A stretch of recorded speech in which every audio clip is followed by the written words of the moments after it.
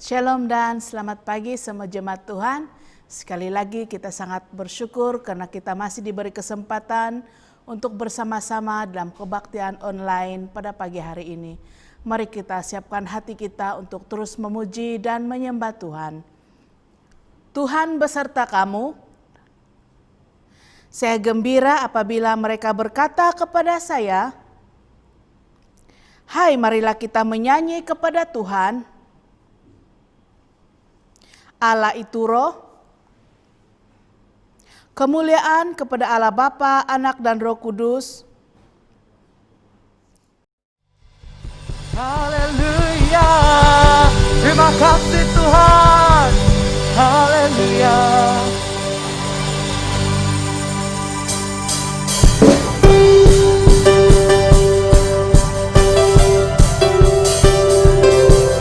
Kami bersyukur Tuhan.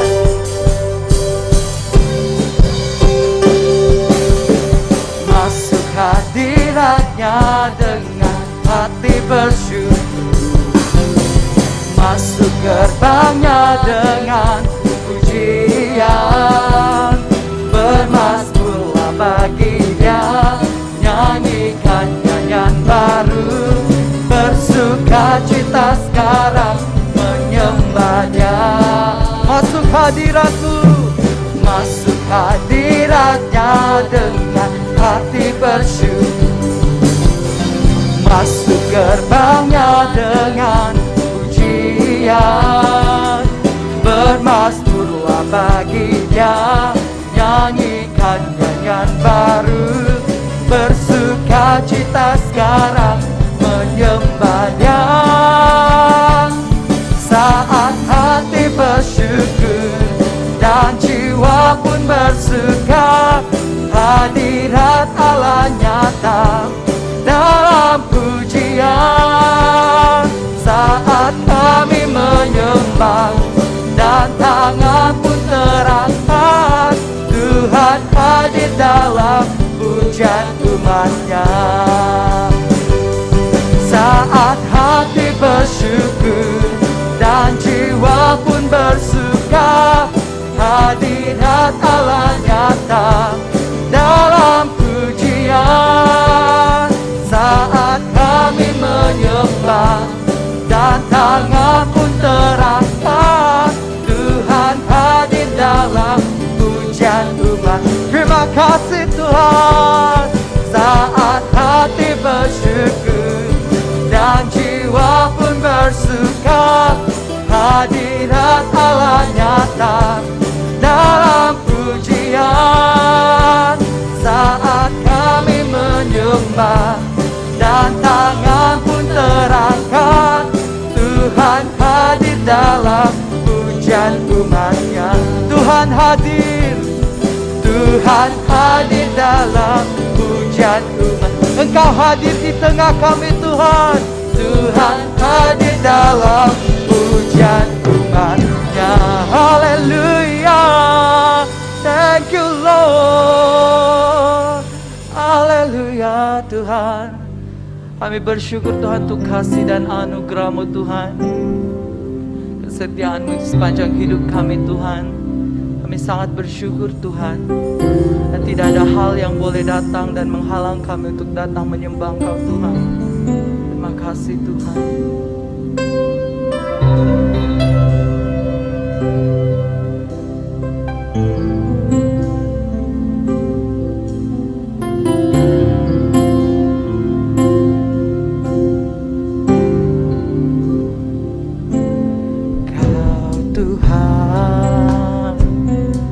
Penolong dalam hidupku, ku percaya hanya kepadamu. Kau pegang tanganku dan tutur langkahku.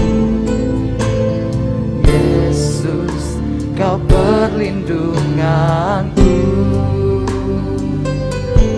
Kau Tuhan, kekuatan dalam hidupku, penolongku dalam dalam kesesakan.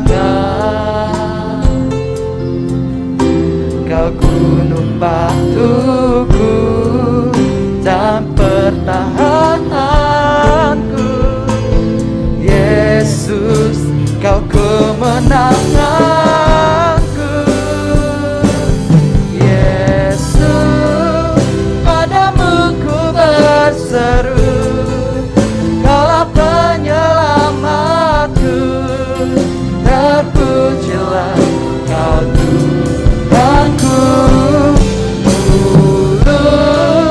Ku memuji namamu sepanjang umur hidupku. Terpujilah Kau Tuhanku di atas segalanya. Terima kasih Tuhan. Kau Tuhan, penolong dalam hidupku. Ku percaya hanya kepadamu. Thank you Lord. Kau pegang tanganku dan tutur langkahku. Yesus, Kau perlindunganku. Kau Tuhan, kekuatan dalam hidupku, penolongku dalam kesesakan. Amin Tuhan. Kau gunung batuku dan pertahananku. Yesus, Kau kemenanganku. Yesus, padamu ku berseru, Kaulah penyelamatku.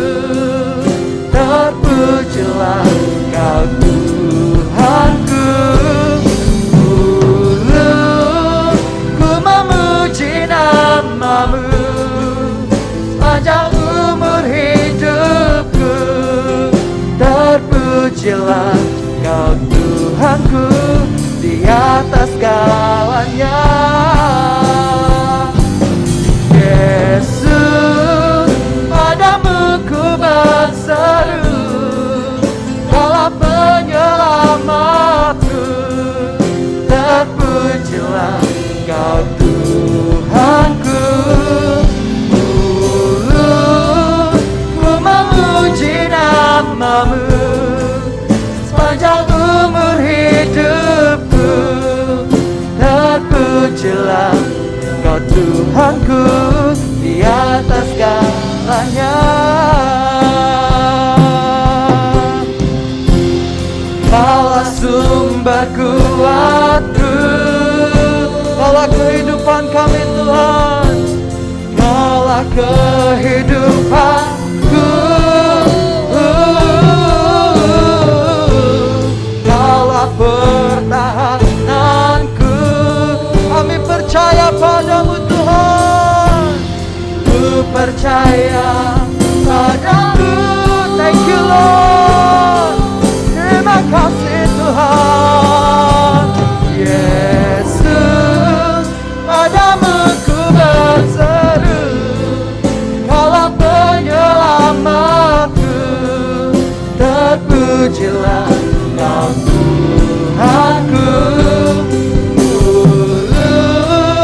Ku memuji namamu sepanjang umur hidupku. Terpujilah Kau Tuhanku di atas segalanya. Terima kasih Tuhan. Yesus, padamu ku berseru, Kaulah penyelamatku. Terpujilah Kau Tuhanku. Ku memuji namamu sepanjang umur hidupku. Terpujilah Tuhanku di atas segalanya. Terima kasih Tuhan. Dan pada saat ini Tuhan, kami hanya mau fokus hanya kepada Engkau Tuhan. Engkau satu-satunya Tuhan kami, tempat bersandaran kami Tuhan, tempat kami berseru dan berharap Tuhan. Terima kasih Tuhan untuk kesetiaan-Mu Tuhan, untuk anugerah-Mu Tuhan. Kami sangat bersyukur Tuhan. Thank you Lord.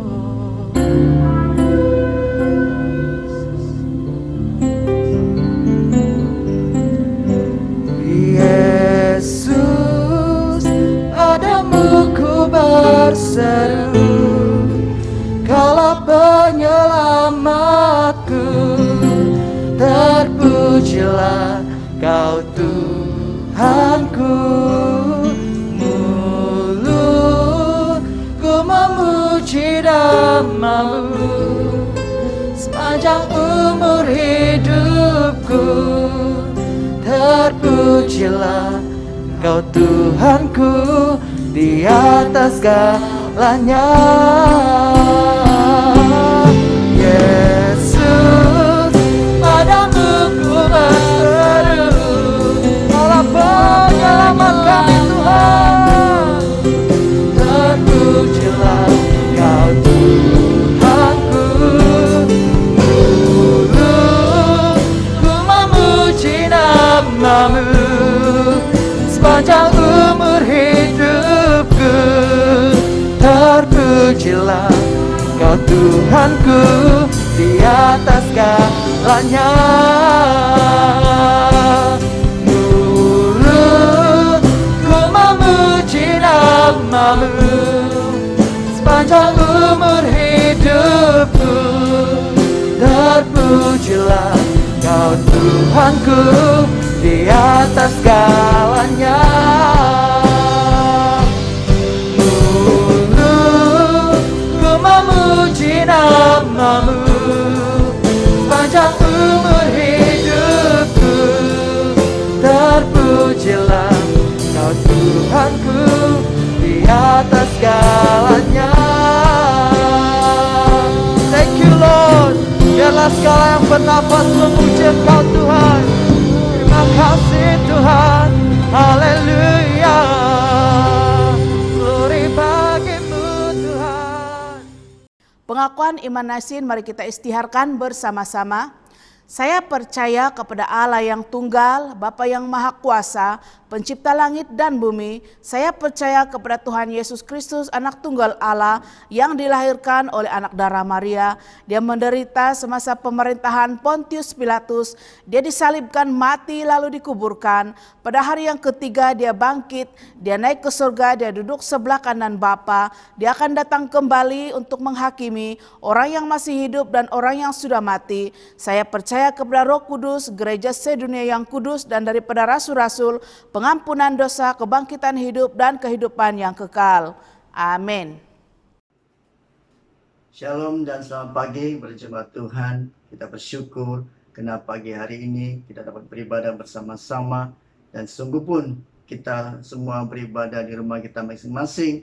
Tapi saya percaya Tuhan akan hadir di tengah-tengah ibadah kita. Sehingga kita semua diberkati lewat persekutuan ibadah kita. Saya mau teruskan dengan pengumuman kita. Yang pertama tentang pemberian dan persepuluhan. Kita bersyukur atas kesetiaan jemaat di dalam memberi persembahan dan persepuluhan. Dan saya terus mendorong supaya kita terus boleh bersyukur dan mengembalikan apa yang sememangnya milik Tuhan. Dan ketika Tuhan melihat kesetiaan kita, saya percaya di musim-musim yang sukar ini dan susah ini, Tuhan terus akan memimpin kita serta akan mempercukupkan kita dengan apa yang kita perlukan. Yang kedua, saya mau terus mewar-warkan tentang caroling bahasa Malaysia yang diadakan pada 1 hingga 2 Disember ini, manakala pada 3 Disember kita adakan untuk kawasan Telipuk. Dan saya terus mendorong untuk setiap jemaat yang mau kita nyanyikan lagu-lagu caroling melalui online ataupun secara dalam talian, kita mendorong untuk jemaat menghubungi pejabat gereja dan memaklumkan tentang keinginan kita untuk terus serta di dalam Carol ini. Doa saya supaya setiap jemaat boleh terlibat sama dan juga boleh ikut dalam caroling ini, sehingga kita boleh berinteraksi, boleh menanyakan kabar kepada jemaat kita.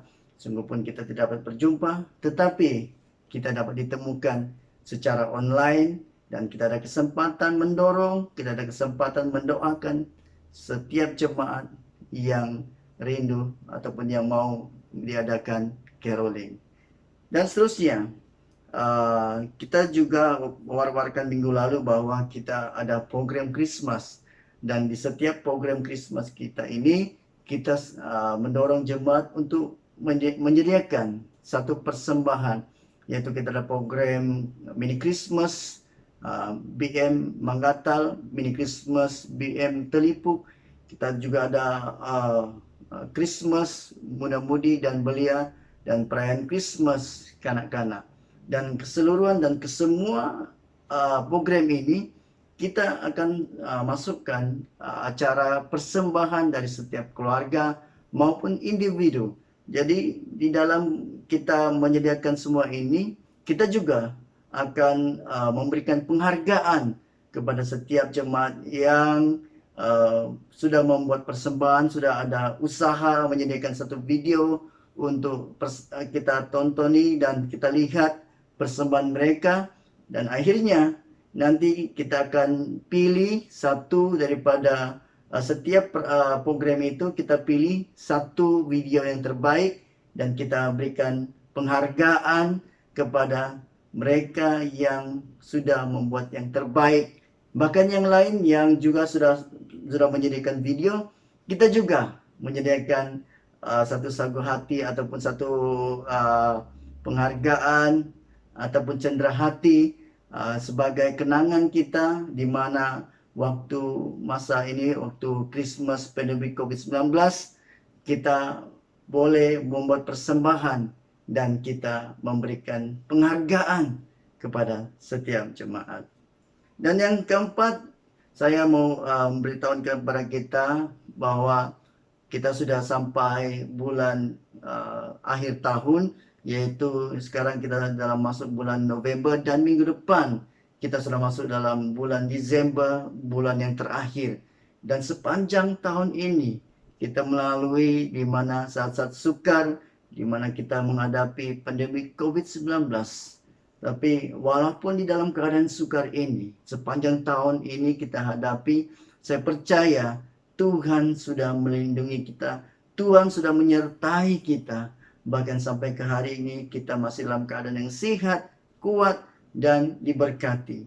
Oleh sebab itulah pada kesempatan ini saya mau mewarkan bahwa di dalam kita melalui setahun ini, marilah kita belajar untuk memberikan kesyukuran kita kepada Tuhan. Karena setiap tahun kita melakukan hal ini, di mana kita memberikan persembahan Christmas kita, yaitu yang kita sebutkan persembahan Christmas saya, ya. Kita akan agi-agikan sampul dari rumah ke rumah. Bahkan gereja juga akan menyediakan satu kad Christmas kepada setiap keluarga jemaat kita, dan juga sampul persembahan Christmas saya. Bukan saja Anda dapat kad Christmas, tetapi Anda juga ada kesempatan untuk memberi kesyukuran kita sepanjang tahun, ya. Jadi artinya sepanjang tahun ini kita datang kepada Tuhan, kita mengembalikan syukur kita. Saya percaya ketika kita belajar berterima kasih, belajar bersyukur dengan apa yang Tuhan sudah berikan, atas perlindungannya, atas kebaikannya, atas berkatnya, Tuhan melihat hati kita, dan saya percaya Tuhan juga akan memberkati kita semua. Dan juga yang terakhir, saya juga mendorong untuk setiap jemaat bahwa walaupun dalam keterbatasan kita, khususnya gereja pada musim pandemik ini, kita juga juga terjejas, di dalam sumber pendapatan gereja. Namun di dalam keadaan yang terbatas ini, yang sumber keuangan kita yang terbatas, tetapi gereja juga mau tidak lepas tangan untuk membantu atau memberkati jemaat-jemaat kita yang sangat-sangat memerlukan. Oleh itu, bukan saja gereja sebagai menjadi teladan kepada jemaat, tetapi kita juga mendorong untuk jemaat sekalian yang ada berkelebihan, yang ada kemampuan untuk bersama-sama dengan gereja untuk membantu jemaat kita yang terkesan dari segi ekonomi akibat wabak pandemi COVID-19 ini. Dan saya percaya ketika kita bermurah hati kepada jemaat-jemaat yang lain, saya percaya Tuhan akan memberkati kita juga. Seperti mana khotbah saya pada minggu-minggu yang lalu, di mana orang Israel sebelum mereka ditolong dalam 10 tulah itu, sebelum mereka mendapat pertolongan Tuhan, Tuhan suruh mereka, memerintahkan mereka untuk memperhatikan jiran tetangga mereka, agar mereka bukan saja ditolong Tuhan di masa tulah ke-10 itu, tetapi mereka juga belajar, diajar bagaimana memperhatikan jiran mereka, supaya mereka boleh menghargai, melihat bahwa ketika Tuhan menolong kita, kita juga sebagai umat yang percaya juga harus memberkati orang lain. Ketika Tuhan memberkati kita, kita juga harus melihat keperluan-keperluan jemaat ataupun jiran-jiran kita yang sangat memerlukan. Doa saya supaya jemaat kita dapat respon untuk menolong jemaat-jemaat kita yang sangat memerlukan. Semoga Tuhan memberkati kita. Semoga di musim pandemi ini kita terus dekatkan hati kita kepada Tuhan. Dan saya percaya Tuhan akan terus memberkati dan menyertai kita, bahkan melindungi seisi keluarga kita. Amin.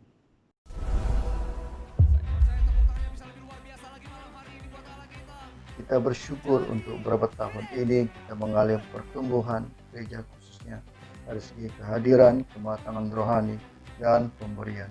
Impak daripada ini khususnya dalam kematangan, dalam memberi, kita dapat menjayakan beberapa program, proyek dalam gereja. Namun pada pertengahan Desember 2019, pandemi COVID-19 juga dikenal sebagai coronavirus yang sedang berlaku secara global.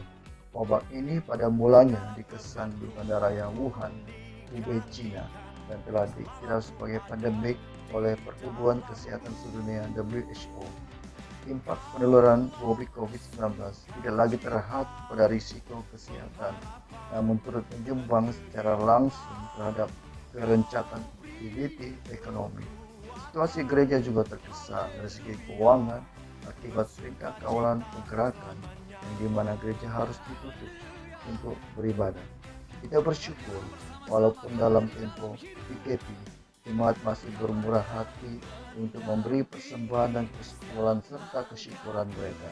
Jikalau mungkin orang di luar sana berusaha untuk mengumpul harta karena keadaan ekonomi yang tidak menentu, mari kita belajar daripada iman janda di Sarfat. Janda di Sarfat hanya memiliki segenggam tepung dan sedikit minyak. Secara logik manusia, mereka harus makan untuk bertahan karena mereka telah kehabisan makan. Tepung dan minyak hanya dapat dimakan sekali dan selepas itu mereka akan mati. Nabi Elia datang kepada mereka meminta makanan. Hari ini iman mereka digoncang karena Nabi Elia memberitahu bahwa tepung dan minyak mereka tidak akan habis jika mereka memberi sedikit kepada Nabi Elia. Ini suatu goncangan kepada janda di Sarfat. Apakah mereka percaya? Namun pada akhirnya janda ini memiliki tepung dan minyak yang sedikit, namun ia percaya dan memberikan sebagian kepada Elia. Oleh karena iman dan ketaatan janda ini, Tuhan memberkati setiap tepung dan minyak mereka tidak pernah habis. Imannya digoncang, namun mereka mengutamakan Tuhan dalam hidup mereka. Terkadang dalam badai hidup yang kita lalui, kita dapat melihat firman Tuhan yang dahsyat bekerja. Jauh mana kita berserah kepada Tuhan. Dalam kita menghadapi saat yang sukar, dalam pandemik ini, Tuhan punya cara dan Tuhan punya cara. Yang pasti Tuhan akan melakukan sesuatu. Tuhan bekerja dalam cara yang tidak pernah terlintas dan tidak pernah timbul dalam hati kita. Namun Tuhan menyediakan bagi orang yang percaya. Bagian kita adalah tetap setia dan percaya walaupun di dalam kehidupan yang sukar dan menjepit waktu ini. Akhirnya pada musim Kristus ini, marilah kita mengembalikan syukur kita kepada Tuhan dengan beriman. Kita memberi karena kita percaya. Hari ini kita tetap dalam keadaan baik dan sehat adalah karena penyertaan, perlindungan serta berkat yang tidak berkesudahan dalam hidup kita. Semoga Tuhan memberkati. Pembacaan hari ini diambil dari Injil Markus 5 ayat 1 sampai 20. Injil Markus 5 ayat 1 sampai 20. Lalu sampailah mereka di seberang danau di daerah orang Gerasa. Baru saja Yesus turun dari perahu, datanglah seorang yang kerasukan roh jahat dari perkuburan menemui dia. Orang itu diam di sana dan tidak ada seorang pun lagi yang sanggup mengikatnya, sekalipun dengan rantai. Karena sudah sering ia dibelenggu dan dirantai, tetapi rantainya diputuskannya dan belenggunya dimusnahkannya, sehingga tidak ada seorang pun yang cukup kuat untuk menjinakkannya. Siang malam ia berkeliaran di perkuburan dan di bukit-bukit, sambil berteriak-teriak dan memukuli dirinya dengan batu. Ketika ia melihat Yesus dari jauh, berlarilah ia mendapatkannya lalu menyembahnya. Dan dengan keras ia berteriak, "Apa urusanmu dengan aku, hai Yesus, anak Allah yang maha tinggi? Demi Allah, jangan siksa aku." Karena sebelumnya Yesus mengatakan kepadanya, "Hai engkau roh jahat, keluar dari orang ini." Kemudian ia bertanya kepada orang itu, "Siapa namamu?" Jawabnya, "Namaku Legion, karena kami banyak." Ia memohon dengan sangat supaya Yesus jangan mengusir roh itu keluar dari daerah itu. Adalah di sana di lereng bukit sejumlah besar babi sedang mencari makan. Lalu roh itu meminta kepadanya, katanya, "Suruhlah kami pindah ke dalam babi-babi itu, biarkanlah kami memasukinya." Yesus mengabulkan permintaan mereka, lalu keluarlah roh jahat itu dengan memasuki babi-babi itu. Kawanan babi yang kira-kira 2000 jumlahnya itu terjun dari tepi jurang ke dalam danau dan mati lemas di dalamnya. Maka larilah penjaga-penjaga babi itu dan menceritakan hal itu di kota dan di kampung-kampung sekitarnya. Lalu keluarlah orang untuk melihat apa yang terjadi. Mereka datang kepada Yesus dan melihat orang yang kerasukan itu duduk, sudah berpakaian dan sudah waras. Orang yang tadinya kerasukan legion itu, maka takutlah mereka.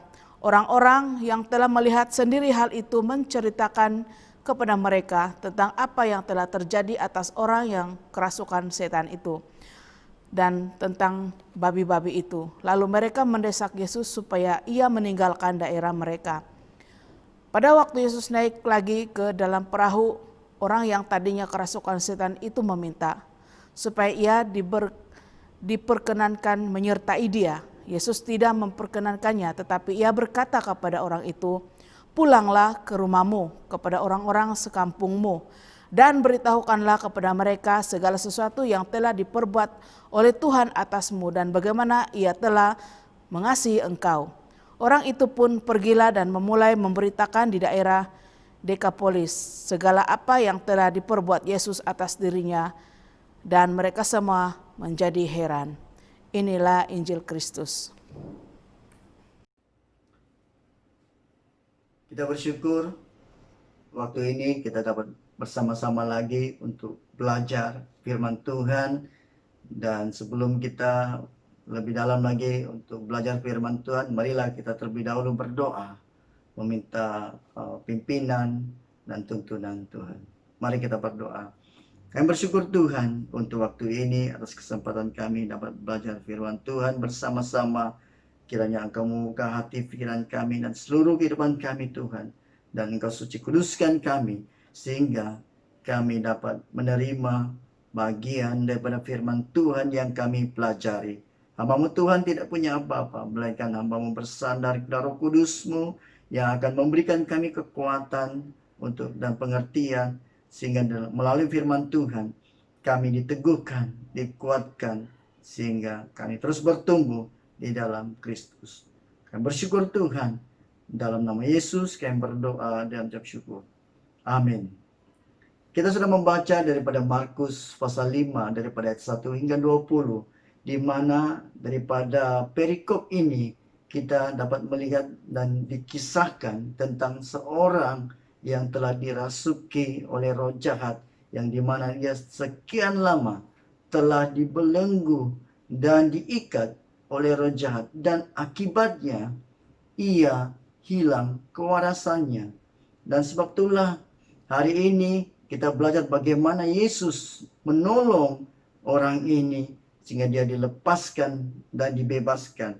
Oleh itu saya mengangkat satu tema, yaitu kuasa pembebasan dan pemulihan, di mana kita melihat kekuasaan Kristus telah membebaskan orang yang dibelenggu ini. Bukan saja dia dibebaskan, di akhir pada kisah perikop ini dia telah dilepaskan.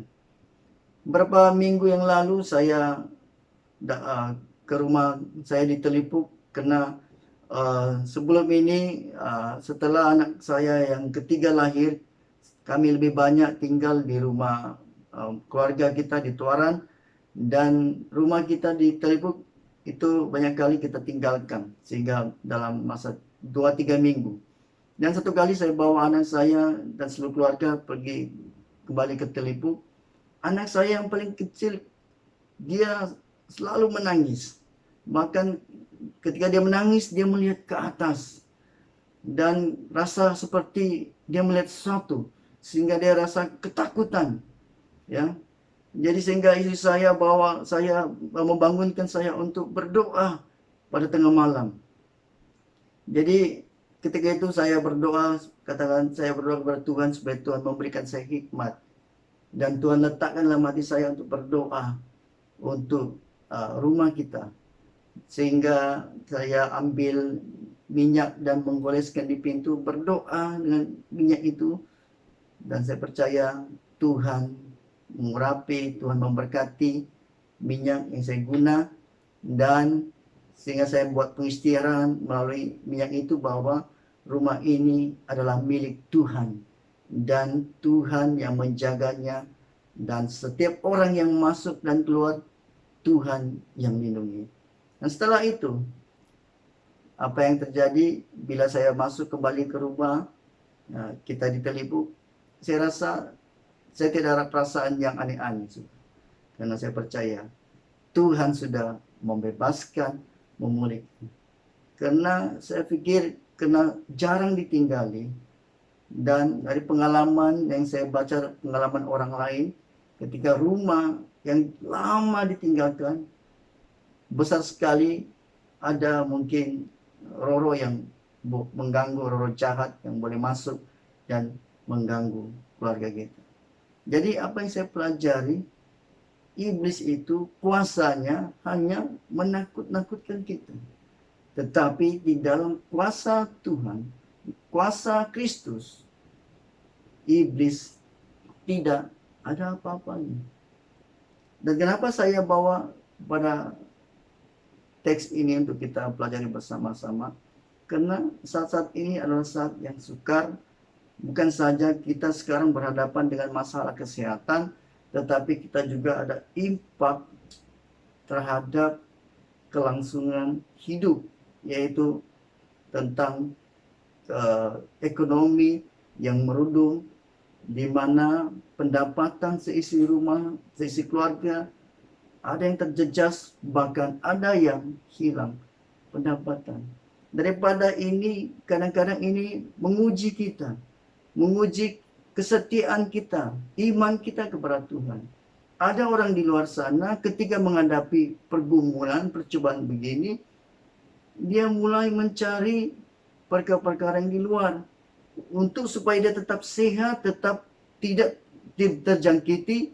Ada orang sampai mencari takal-takal, mencari jimat-jimat, mencari benda-benda yang boleh melindungi mereka, sehingga ini sudah merosakkan ataupun sudah mengganggu ataupun sudah mengalihkan fokus mereka kepada Tuhan.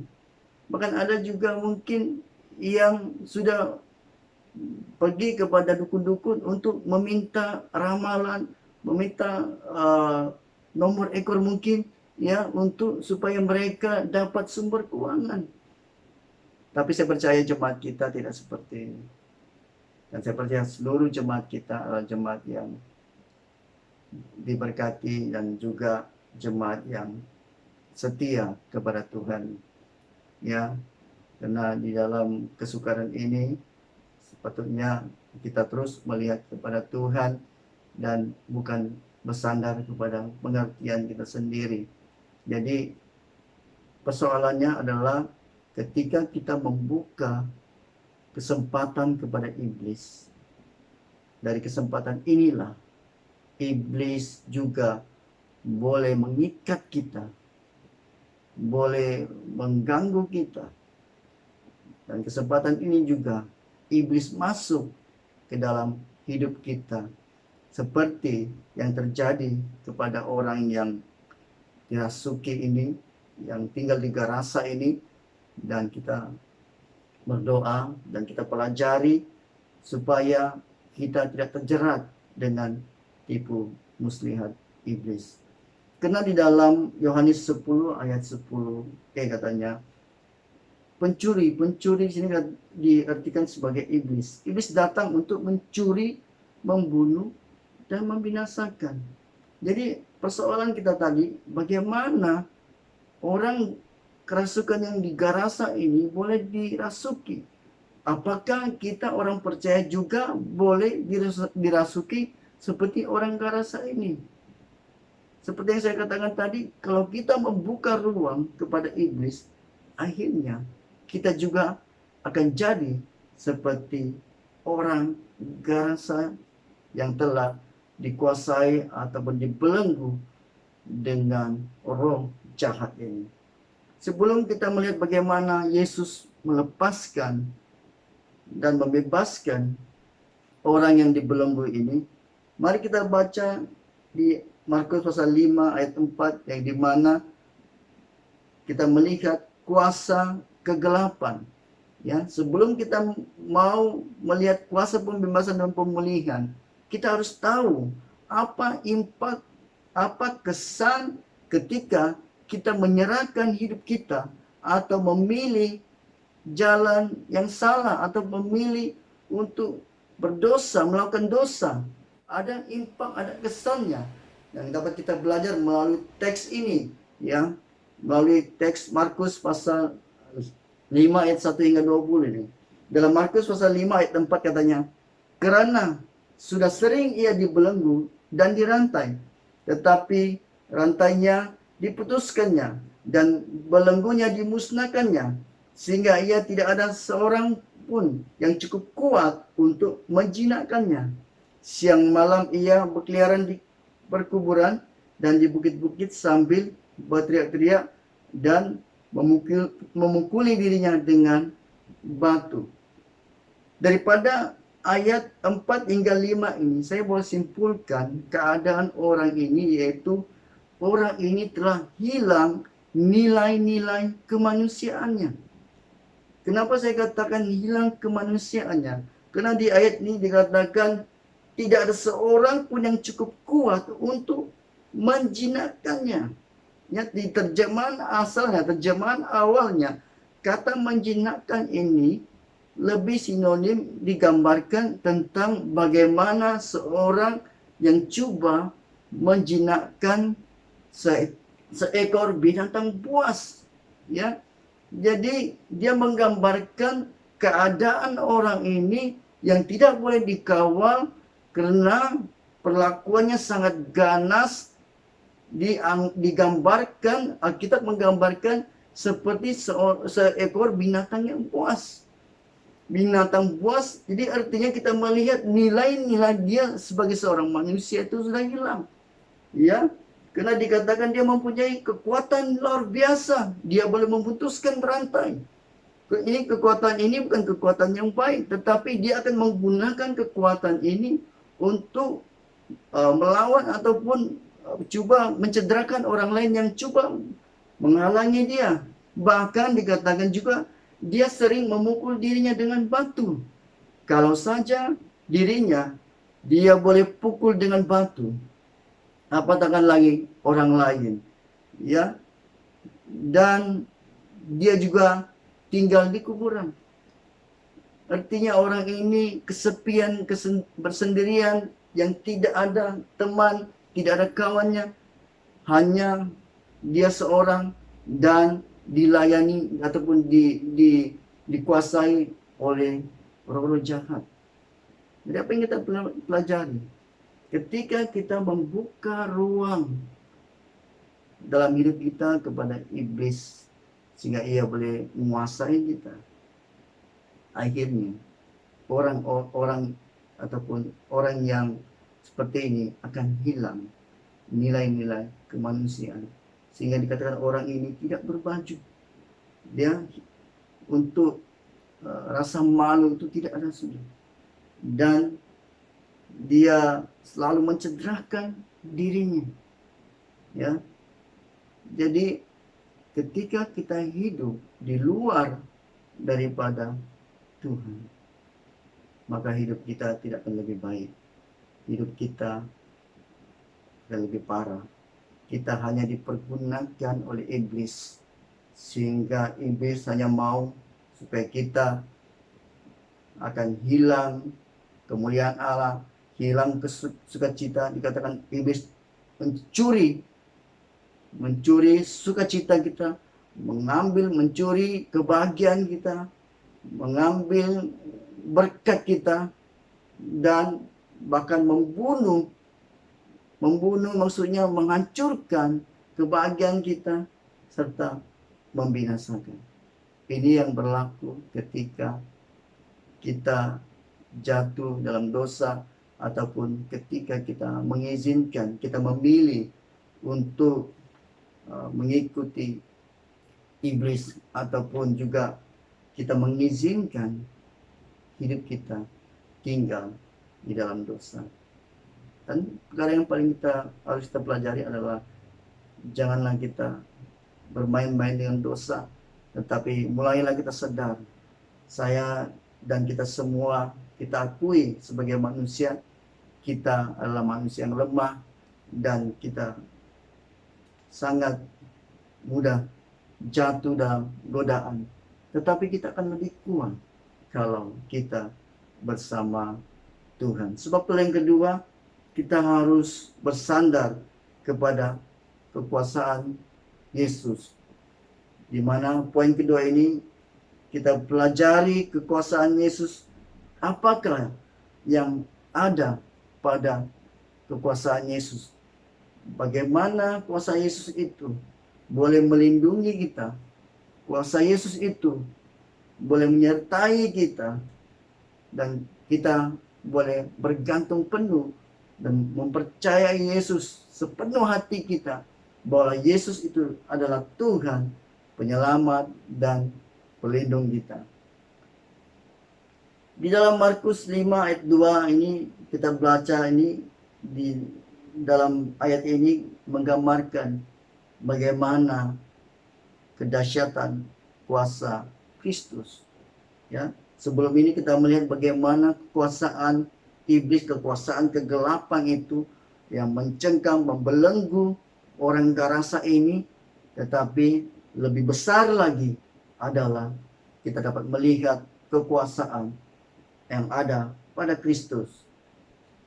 Di Markus 5 ayat 2 katanya, baru saja Yesus turun dari perahu datanglah seorang yang kerasukan roh jahat dari perkuburan, menemui dia. Dikatakan baru saja ia turun, artinya ketika Yesus menginjak di tanah itu, di tempat itu, di tempat di Garasa itu, iblis sudah dapat sedar, iblis sudah dapat tahu ada kuasa yang dahsyat datang ke tempat itu. Sehingga dia datang, bukan saja dia datang, dia tersungkur. Bukan dalam terjemahan asalnya dikatakan bukan saja dia tersungkur ketakutan, tetapi dia menyembah kepada Yesus. Kalau selama ini, kalau kita membayangkan tentang roh jahat yang iblis yang coba selalu mengganggu kita dan menakutkan kita, tetapi lebih dahsyat adalah Yesus ataupun Allah kita yang kita sembah. Kadang-kadang ketakutan kita melebihi sehingga kita tidak percaya kepada Tuhan. Lihat saja kekuasaan Yesus. Baru saja Yesus menginjakkan kakinya ke tanah. Kuasa yang kita lihat itu, kuasa kegelapan itu, tersungkur, datang tersungkur di depan kaki Yesus. Dan ketika juga ayat 8, Yesus berkata, sebelumnya Yesus mengatakan kepadanya, "Hai engkau roh jahat, keluar dari orang ini." Ketika Yesus datang, dia terus menghalau roh jahat itu keluar daripada orang itu. Hanya dengan perkataan, maka iblis itu taat. Di dalam nama Yesus ada kuasa. Dan ketika kita merasakan dalam rumah kita ataupun di mana-mana ada gangguan keluarga kita, kekuasaan itu sudah diberikan kepada kita. Hanya kita harus percaya dan mengusir roh jahat. Ada seorang bapak yang berkongsi dengan saya, dikatakan dia mengalami gangguan di rumahnya. Bahkan saya beritahu dia berdoa supaya harus cari tahu apa gangguan itu. Lalu dalam mimpinya, dalam penglihatannya, dia diperlihatkan di dalam rumah itu ada satu pusara ataupun maaf kata kuburan kecil. Ya, dia katakan seperti bayi. Lalu saya katakan, adakah kamu takut? Dia katakan, saya tidak takut, tapi saya diganggu. Cuma dia risau dengan keluarganya yang lain, seperti istri dan anak-anaknya. Mereka juga terganggu. Saya katakan, roh yang ada pada kita, roh Allah itu lebih besar daripada roh yang mengganggu itu. Kita boleh usir. Tapi secara manusianya, akhirnya apakah kita kuat untuk berhadapan dengan ini? Karena kamu berhadapan setiap hari. Kalau kamu percaya sungguh-sungguh, hati kamu kuat, iman kamu teguh, benda itu hanya kita lihat sebagai satu benda yang mati, yang tidak mengganggu. Dan kita usir di dalam nama Yesus, saya percaya dia akan keluar dan pergi ke suatu tempat yang Tuhan sudah sediakan buat mereka. Tetapi kelemahan kita sebagai manusia, adakah kita sungguh-sungguh percaya roh itu sudah keluar? Ataupun masih dalam pikiran kita, benda itu masih ada di situ. Sehingga kita menjadi ketakutan. Apakah kita benar-benar percaya di dalam nama Yesus, roh jahat akan takut dan keluar daripada mengganggu kita? Ya.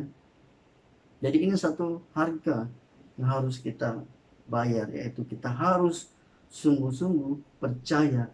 Karena ketika kita membaca daripada teks ini, kita dapat melihat bagaimana sebenarnya kekuasaan Kristus. Sehingga kalau kita baca seterusnya, kita dapat melihat iblis itu meminta-minta. Dia meminta kepada Yesus supaya mereka tidak dimusnahkan karena belum waktunya. Mereka meminta supaya mereka dipindahkan ke babi-babi. Tapi soalnya, kenapa iblis itu, roh jahat itu meminta untuk dipindahkan ke babi-babi? Apa tujuannya? Akhirnya kalau kita baca keseluruhan habis pada ayat ini keseluruhannya, kita dapati pemilik babi ini mengusir Yesus keluar daripada daerah itu.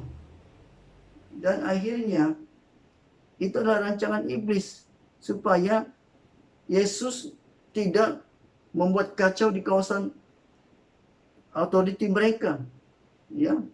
Jadi soalnya apakah Yesus terjerat dengan permintaan iblis ini? Apakah Yesus dipergunakan oleh iblis?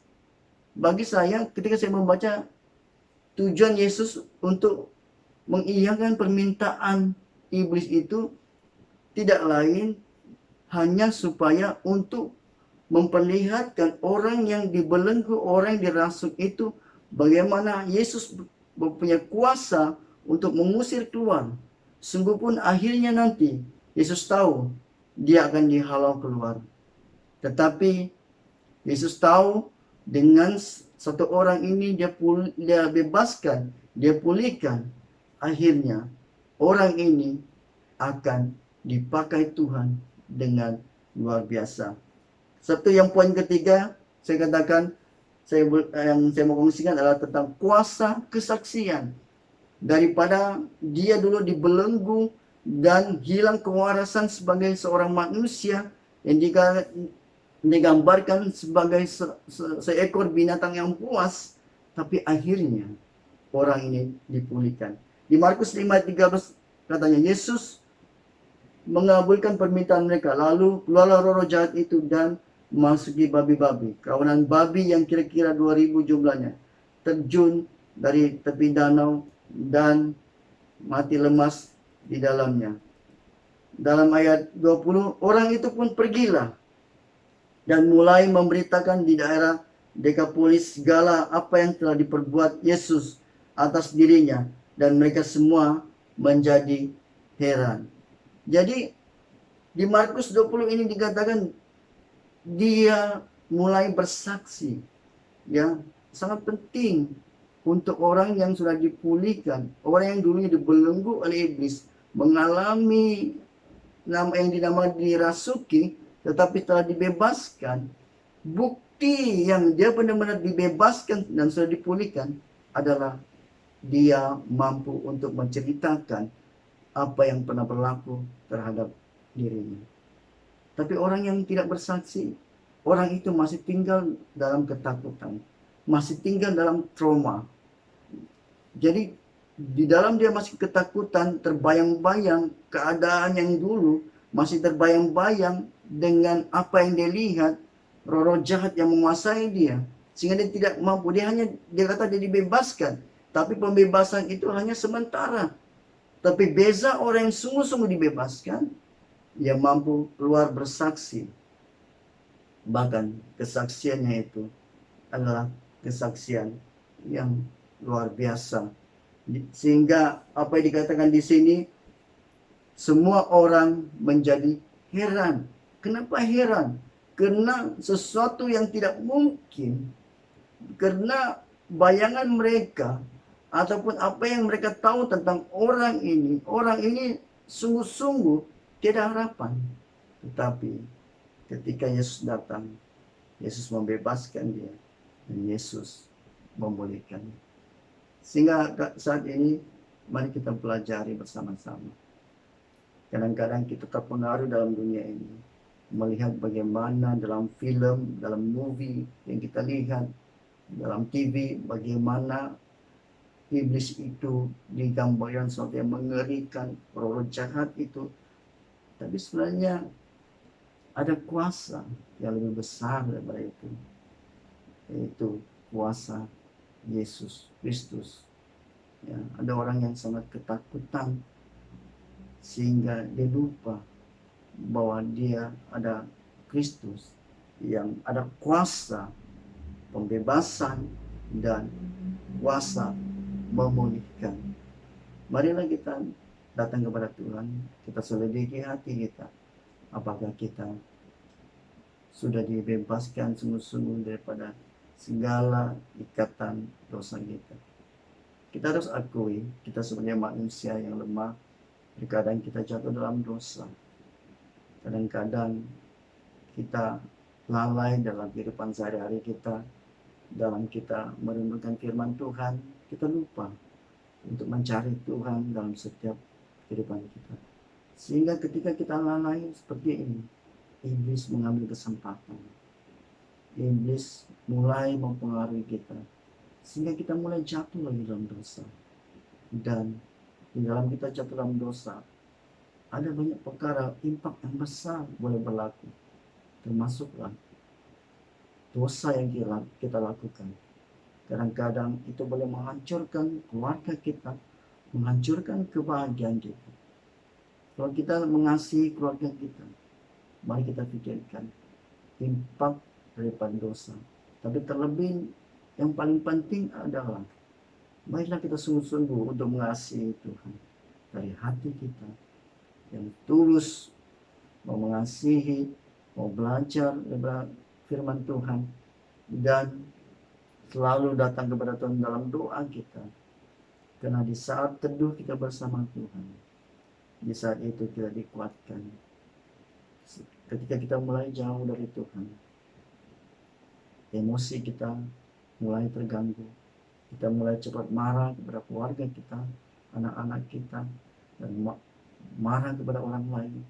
Bahkan paling selalu kita lalui adalah kita selalu cemburu kepada orang lain.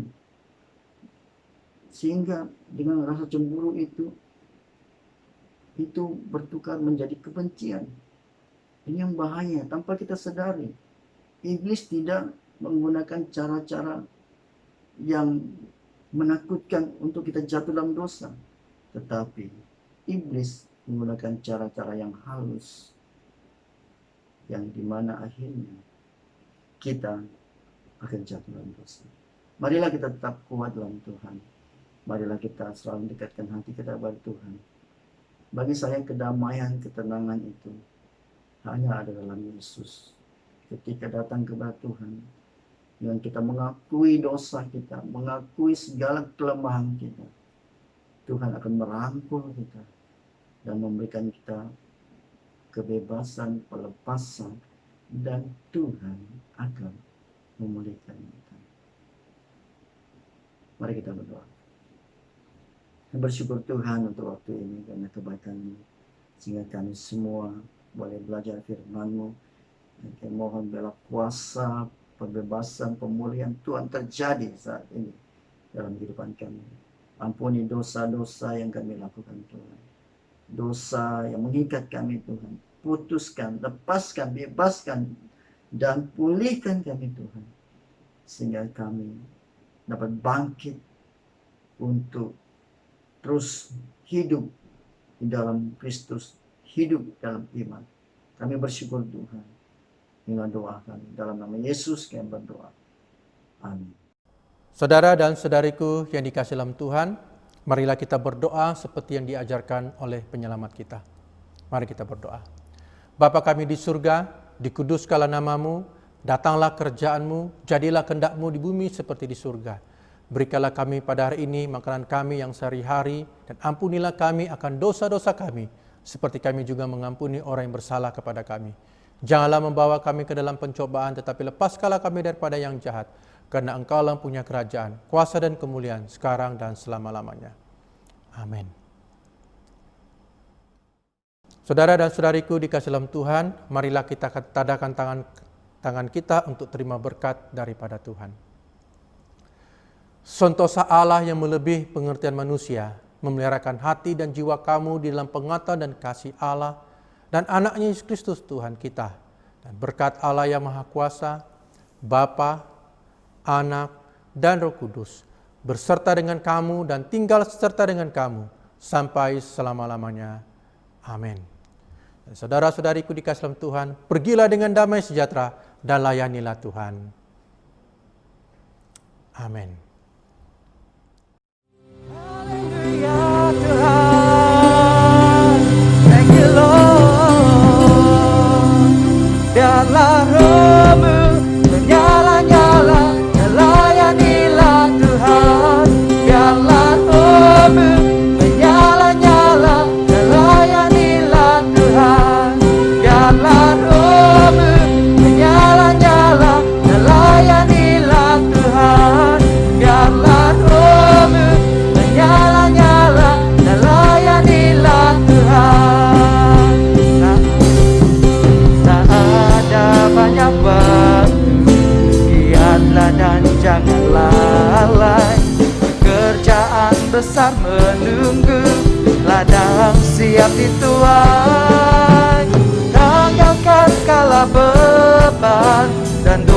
yang merintangi, berlari pada tujuan panggilan surgawi. Biarlah rohmu menyala-nyala dan layanilah Tuhan. Biarlah rohmu menyala-nyala dan layanilah Tuhan. Biarlah rohmu menyala-nyala dan layanilah Tuhan. Biarlah rohmu menyala-nyala dan layanilah Tuhan. Biarlah rohmu menyala-nyala dan layanilah Tuhan. Biarlah rohmu menyala-nyala dan layanilah Tuhan. Tak ada banyak waktu, giatlah dan jangan lalai. Pekerjaan besar menunggu, ladang siap dituai. Tanggalkan segala beban dan dosa yang merintangi, berlari pada tujuan panggilan surga.